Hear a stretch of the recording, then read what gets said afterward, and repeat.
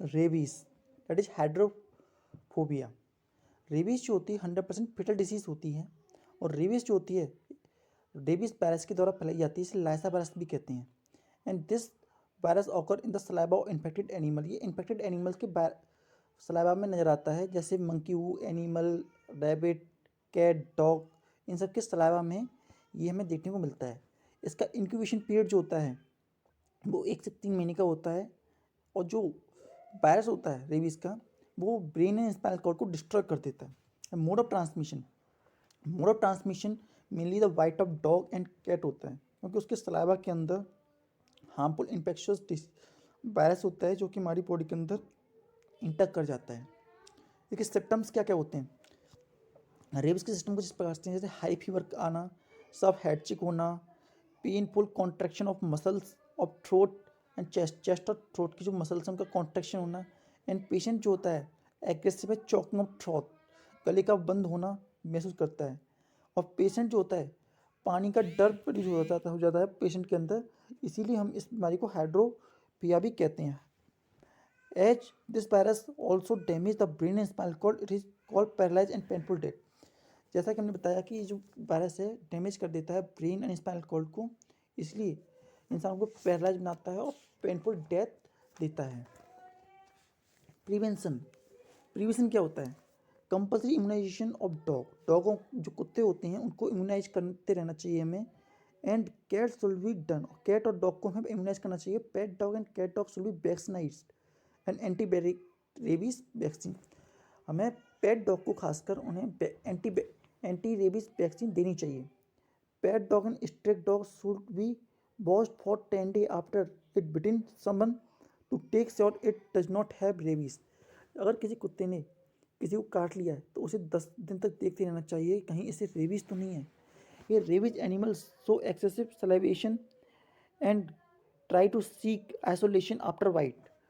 जो कुत्ता होता है जिसको रेबीज हो रखा होता है वो उसके मुंह से लार ज़्यादा निकलती है, try to seek isolation after bite, और दूर अलग रहने की कोशिश करता है काटने के बाद।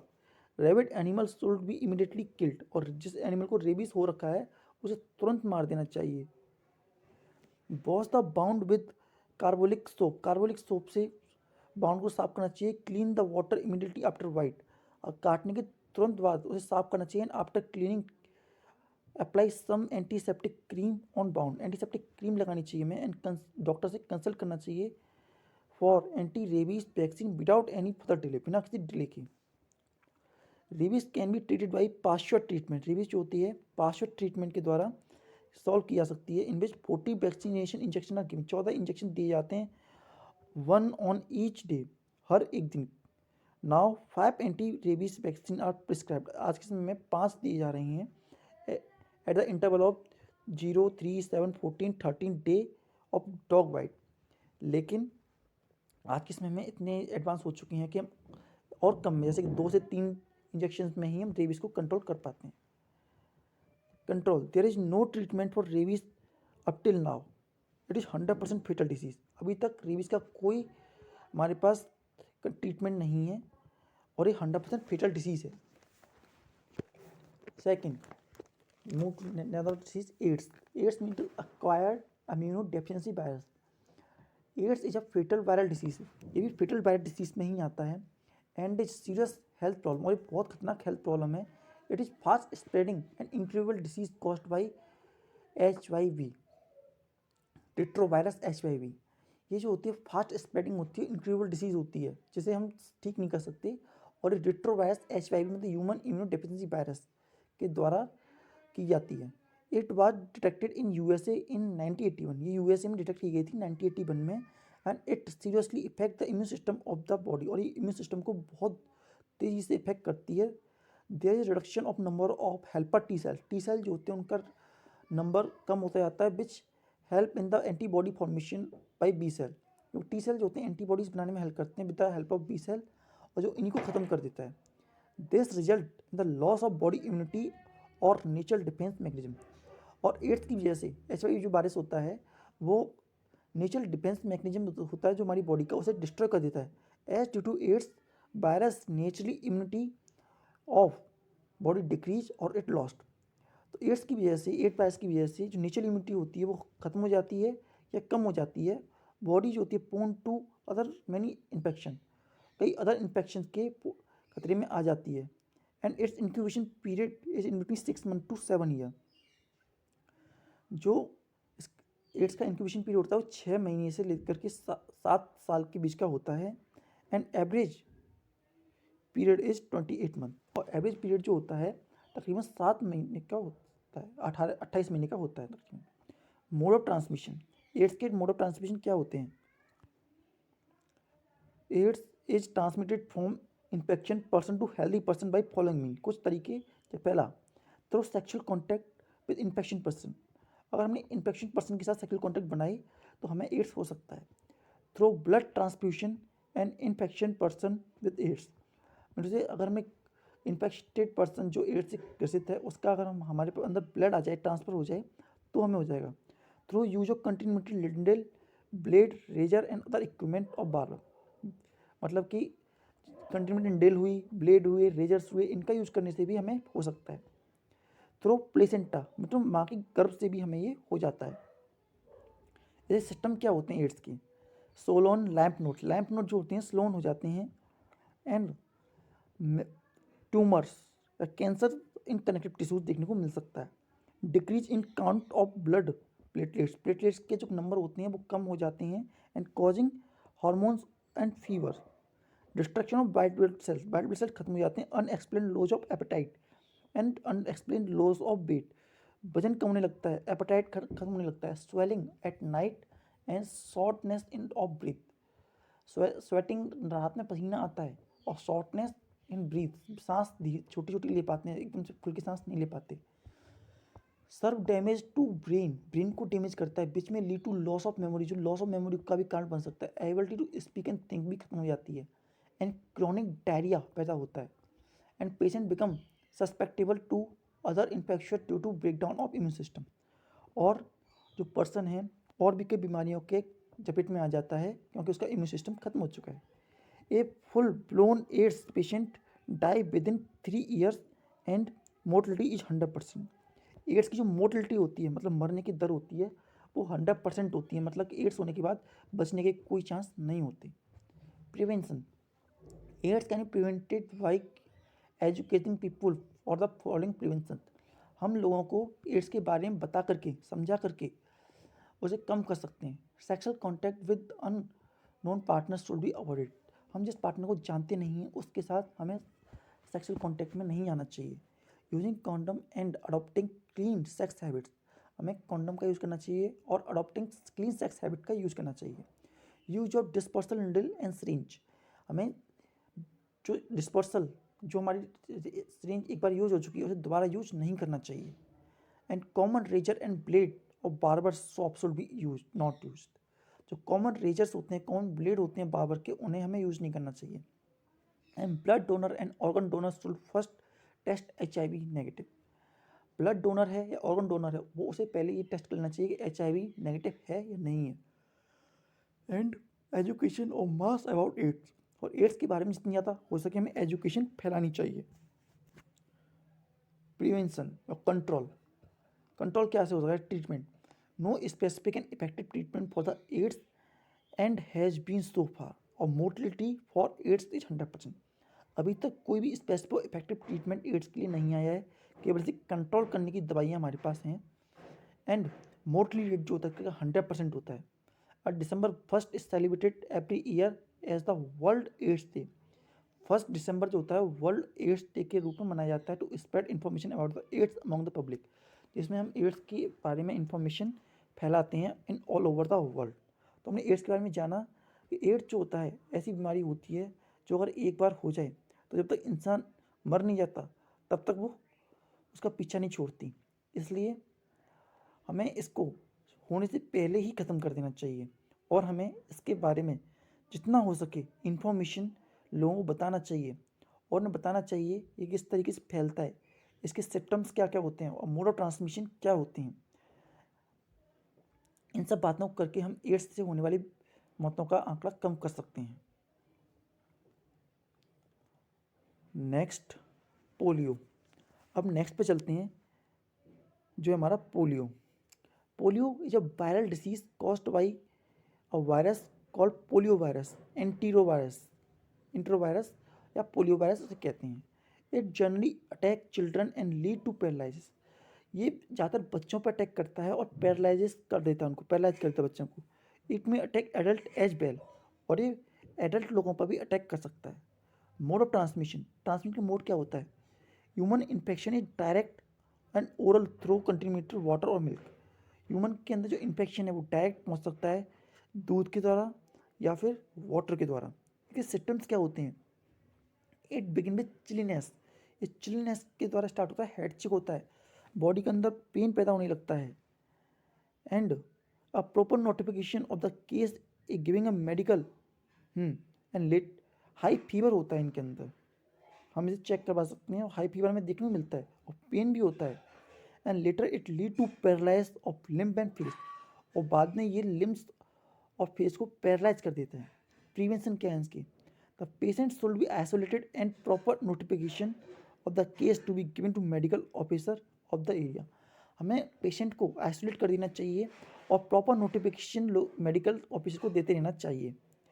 And human face should be disposed of properly as polio virus is found in these, and proper cleanliness should be maintained, साफ सफाई बनाए रखनी चाहिए।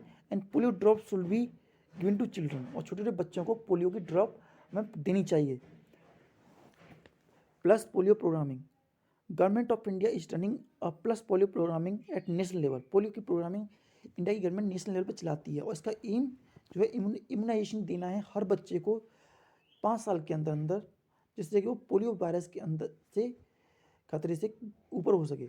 ओलियो पोरल vaccine is given orally for this purpose.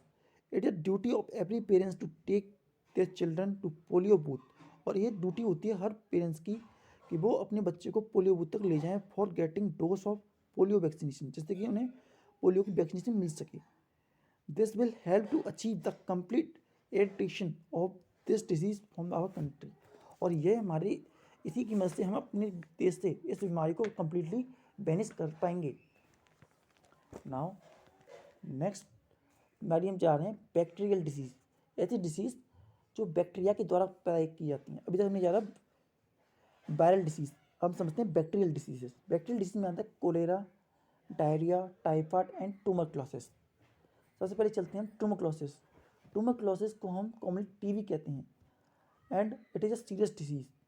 About 500,000 people died of this disease each year in our country alone.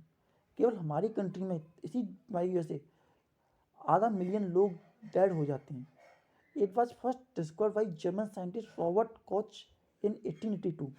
Robert Koch ने 1882 में इस बीमारी को डिस्कवर किया, and he was awarded by Nobel prize for this discovery in 1905, और 1905 में इन्हें इस खोज के लिए नोबेल प्राइज मिला। It it is caused by rod सेव बैक्टीरियम कॉल्ड माइकोबैक्टीरियम ट्यूबरक्लोसिस। ये एक बैक्टीरिया जिसका नाम होता है माइकोबैक्टीरियम ट्यूबरक्लोसिस के द्वारा की जाती है। This bacterium damage body tissue and release toxin called ट्यूबरक्लिन। ये जो बैक्टीरिया होता है बॉडी सेल को टिश्यू को डैमेज करता है और एक टॉक्सिक रिलीज करता है, ट्यूबरक्लिन कहते हैं, विच प्रोवाइड दिस डिजीज, जो कि इस डिजीज को पैदा करता है। It commonly effect our lungs but may attack any part of the body like brain, bone and intestine. Mainly इसका जो अटैक होता है ट्यूबरक्लोसिस का, टीबी का, लंग्स पर होता है, लेकिन ये किसी भी पार्ट पर अटैक कर सकता है, ब्रेन पर, बोन पर, इंटेस्टाइन पर, किसी पर भी। It is specially common among the poor peoples living in dingy and ill ventilated congested part of the big cities. ये बीमारी जो होती है आमतौर पे गरीब लोगों के अंदर देखने को मिलती है, जो गंदगी भरे और घिसपिच वाले इलाके में रहते हैं, और इसका इंक्यूबेशन पीरियड जो होता है वेरिएबल होता है, 2 से 10 वीक के अंदर अंदर दिखने लग जाता है।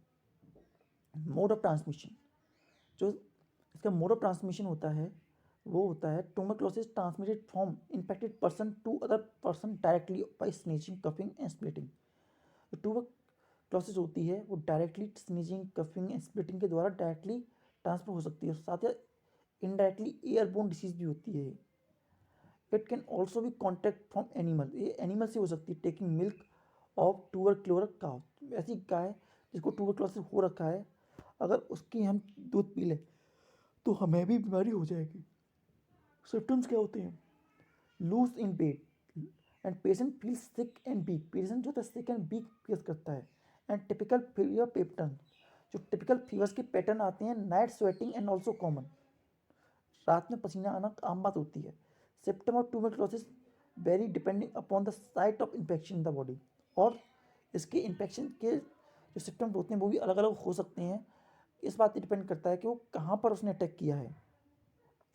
And two common and specific site of infection are discuss below, दो साइड होती हैं जहाँ पे वो अटैक करता है।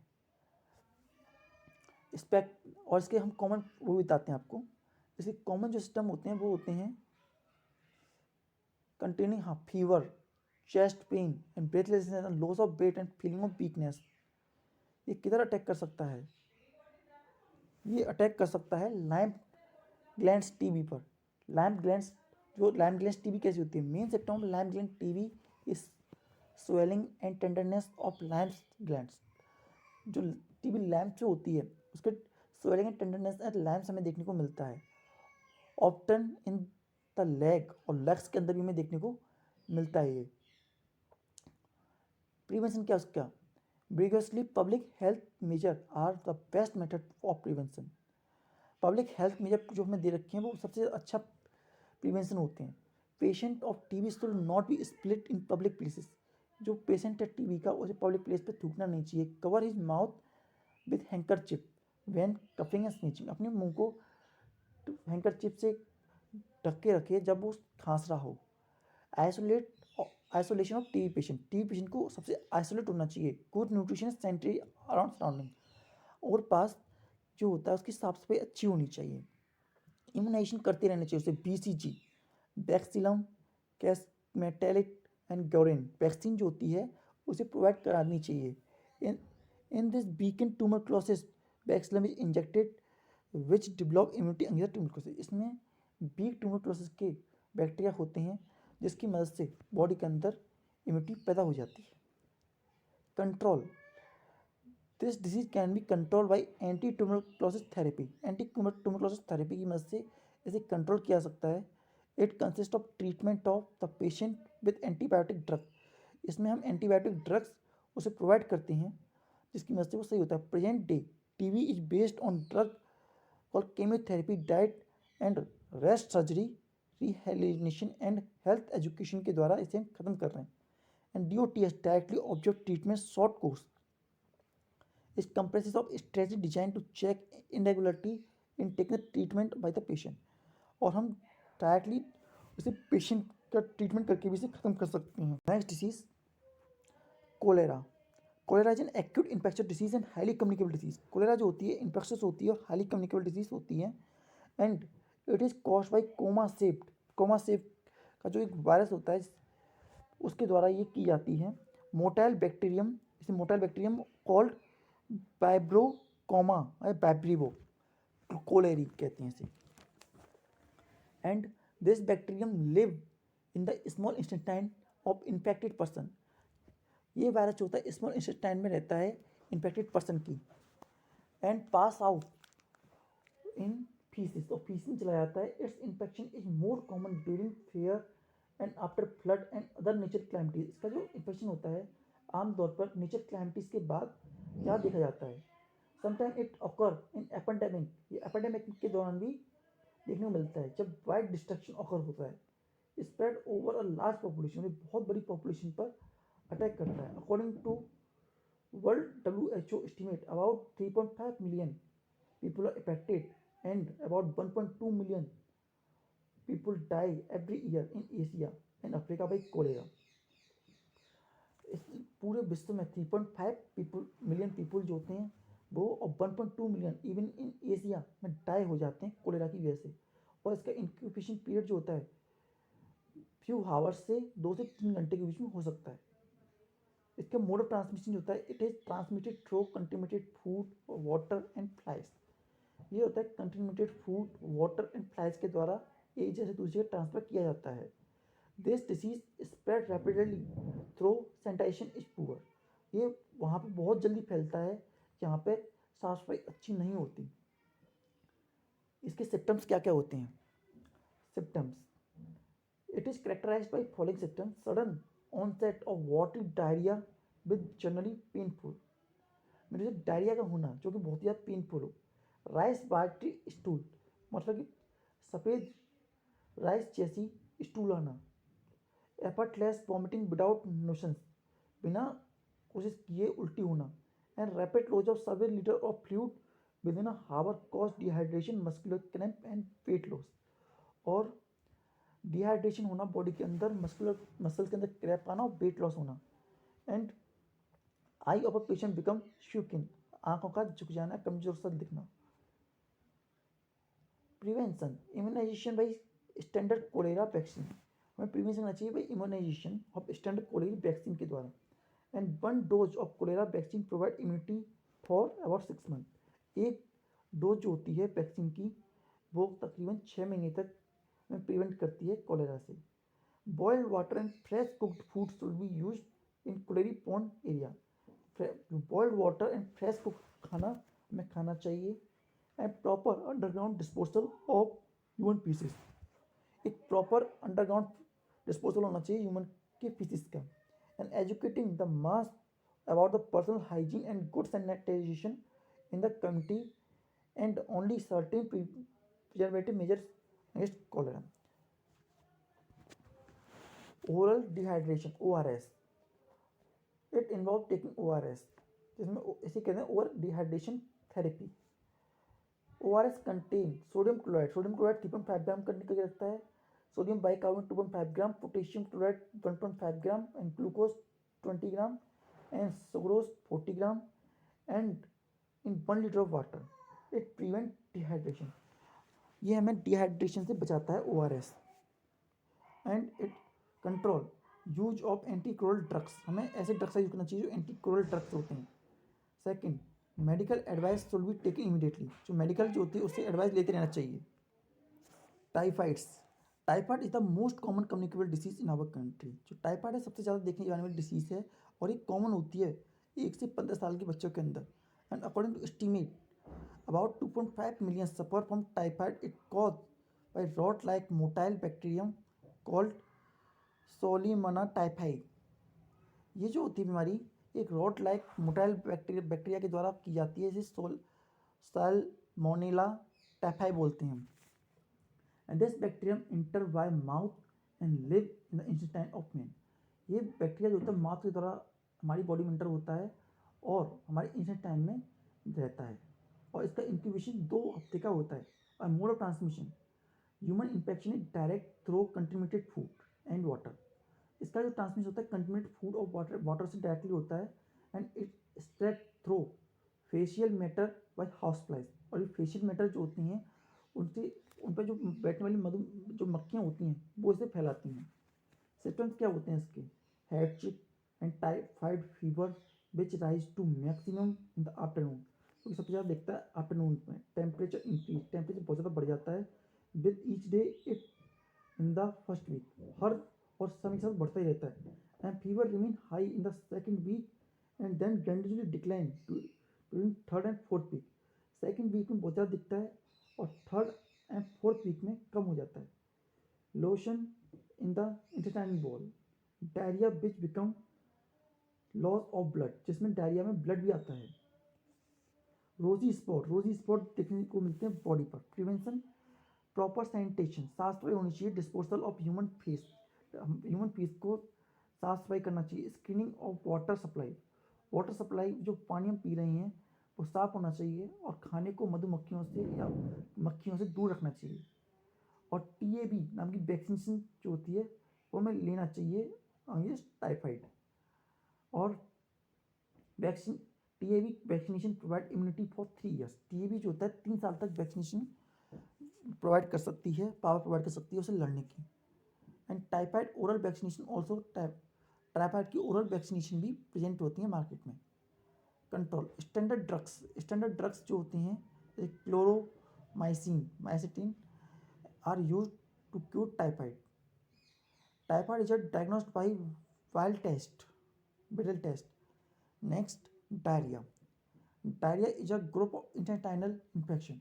डायरिया होता है एक इंटेस्टाइनल इन्फेक्शन होता है including food poisoning. Prominent system of all infection is diarrhoea. जो आमतौर पर ये फूड पॉइजनिंग की वजह से हो सकता है. और प्रोमिनेंट सिस्टम जो होता है इसका, वो ज़्यादातर बीमारियों के अंदर में डायरिया हो जाता है, मतलब खाना नहीं पच पाता. Diarrhoea can be defined as the frequent loose motion.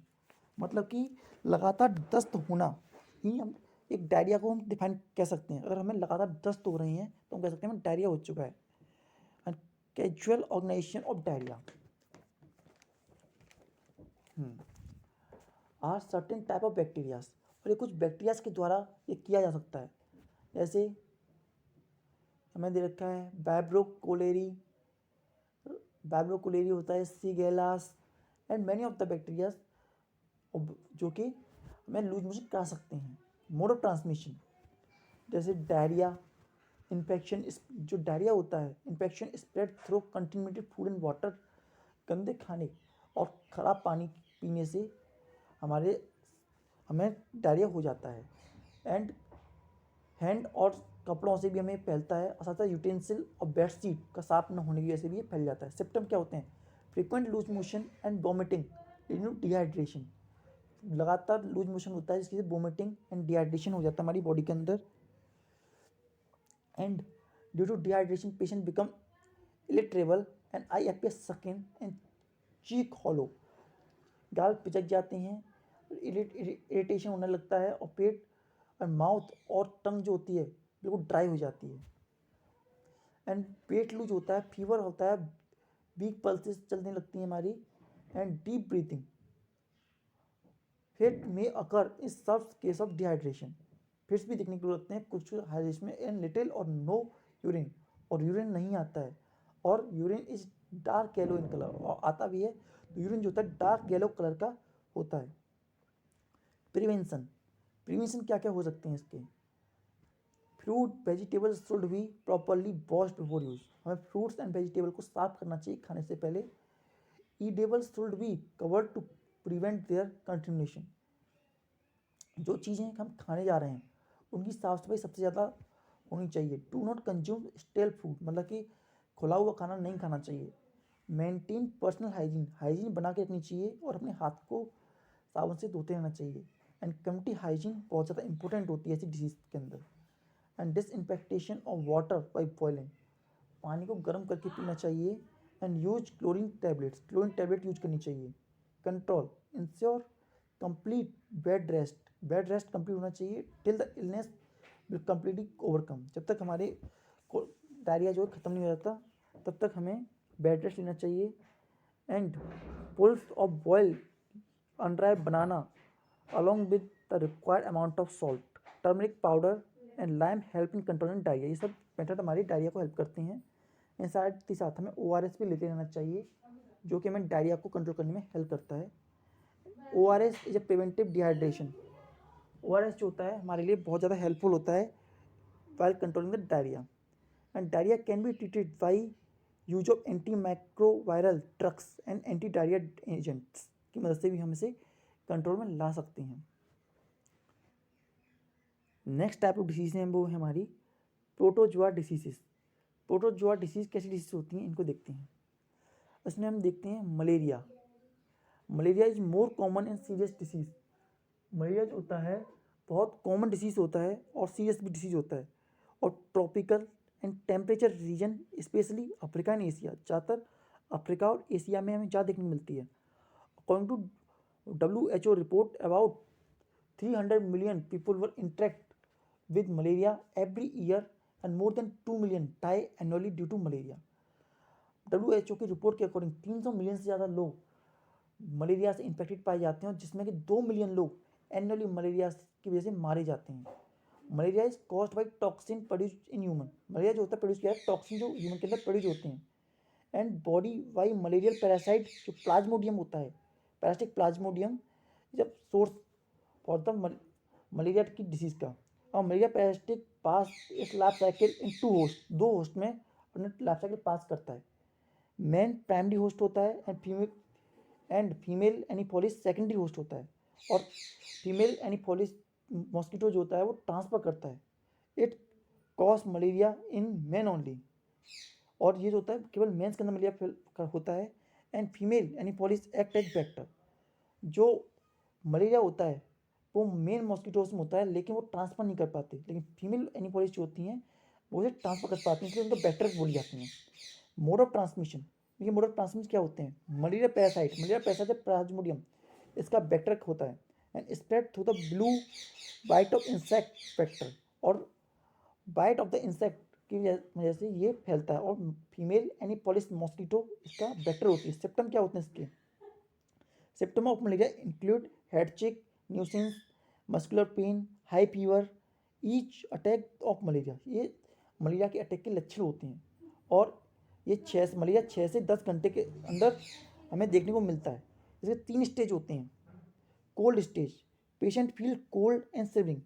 पहले जो पेशेंट होगा तो उसे ठंड लगेगी और शिवरिंग करना स्टार्ट कर देगा। हॉट स्टेज, पेशेंट को हाई फीवर आने लगेगा एंड फास्टर रेस्पिरेशन, तेज तेज सांस लेगा एंड फास्टर हार्ट बीट, उसकी हार्ट बीट तेज हो जाएगी। स्वेटिंग स्टेज, और इस स्टेज में आकर के उसे पसीना लग जाता है। Occur and due to this temperature goes down to normal, और फिर कुछ समय के बाद पेशेंट जो होता है नॉर्मल हो जाता है। After the attack of malaria के अटैक के बाद जब पेशेंट इज कट किया जाता है, it feel weak and exhausted. जब उसे ट्रीट किया जाता है तो उसे वीकनेस महसूस होती है अपने अंदर। एंड मलेरिया में ऑल्सो भी secondarily cause enlargement of liver and spleen. इसका प्रिवेंशन क्या हो सकता है? Malaria spread from the infection person to healthy person on the bite of the female mosquito Anopheles. तो इसके कुछ प्रिवेंशन इस तरीके से हो सकते हैं। Wire gauze should be use on window, wire gauze का यूज़ करना चाहिए। And door to prevent entry of mosquito, ताकि मॉस्किटो अंदर ना आ सकें। And use of insect repellent का यूज़ करना चाहिए, और हमें ऐसी जगह नहीं देनी चाहिए जहाँ पे मॉस्किटो पैदा हो सकें। और हमें मलेरिया के लिए दवाई जो होती है किल एडल्ट मॉस्किटो मारने वाली BHC को इंसेक्ट स्प्रे करना चाहिए। इंसेक्टिसाइड जो होते हैं PSC टाइप के, उन्हें टाइम टू टाइम स्प्रेड कर देना चाहिए। एंड मॉस्किटो ब्रीडिंग साइट, जहाँ पे मॉस्किटो पैदा होते हैं, जन्म देते हैं बच्चों को, उन जगहों को भी ख़त्म कर देना चाहिए, ताकि वो ज़्यादा मलेरिया को फैला ना सके और ज़्यादा से ज़्यादा वो पैदा ना हो। और mosquito larva should be killed by sprinkling Crocin oil को डाल करके हमें मॉस्किटो लार्वा को किल कर देना चाहिए। एंड वाटर बॉडीज़ के अंदर Crocin oil block there respiration and kill the larva. Crocin oil जो होता है उनकी रेस्पिरेशन को स्टॉप कर देता है और उन्हें मार देता है। Even for killing the mosquito larva we can introduce some larvivorous species and birds as they feed the mosquitoes larva. Control कैसे कर सकते हैं उनको? A number of malarial drugs हमें मिल चुके हैं जो हमने बनाए हैं, जैसे कुनाइन को हम उस पेशेंट को दे सकते हैं जिसे मलेरिया हो गया है, जिसकी मदद से वो उससे ओवरकम हो सकता है। And quinine is extracted from the bark of cinchona tree जो होता है, चिकोजा ट्री जो होता है उससे हमें मिलता है। And effort are being made for the development of anti malarial vaccine, और इवन एफर्ट दिए जा रहे हैं कि एंटी मलेरियल वैक्सीन किस तरीके से बना सकते हैं। इसी के साथ ये हमारा चैप्टर कंप्लीट होता है। हमने इस चैप्टर में जाना बहुत सी बीमारियों के बारे में, और हम चाहेंगे कि आप इन बीमारियों के बारे में और डिटेल में पढ़ें और नॉलेज गेन करें। अगर आपके कोई डाउट हो तो आप हमसे पूछ सकते हैं और हम उनके डाउट्स को आपको क्लियर कराएंगे।